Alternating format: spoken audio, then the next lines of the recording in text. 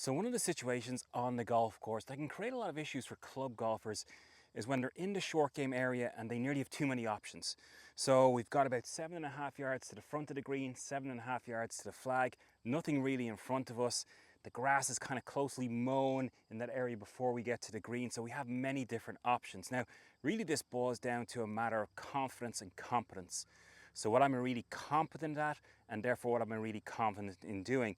So for many players, they might take putter here, but we're gonna go with first option A, and that's gonna be a 60-degree wedge. Now again, this might be the one that you feel least comfortable with off these kind of tight lies, but if I get my 60 here, I can be a little bit more aggressive.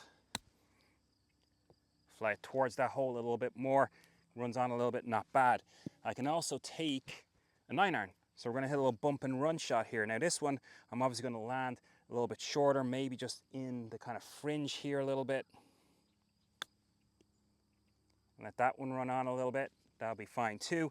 And then the last option, maybe the more popular one, is gonna be the putter.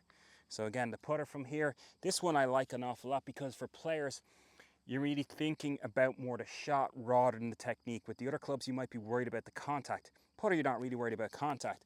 You're very much zoned in on this feel. So how really hard do I have to hit this to try and get this the closest I can? So I need to give it a little bit more because it's got to go through that fringe. Hopefully it runs out a little bit there. Okay, not bad. So those three, the putter worked out the best, who knew? So all these different options can be very helpful, but also can be very confusing. So when you're in the short game area, again, competence, what am I good at? Therefore, confidence, what am I confident in? The last thing I want to be doing is standing over one of these shots worried about my technique. I want all my focus on how I want the ball to actually go towards my target.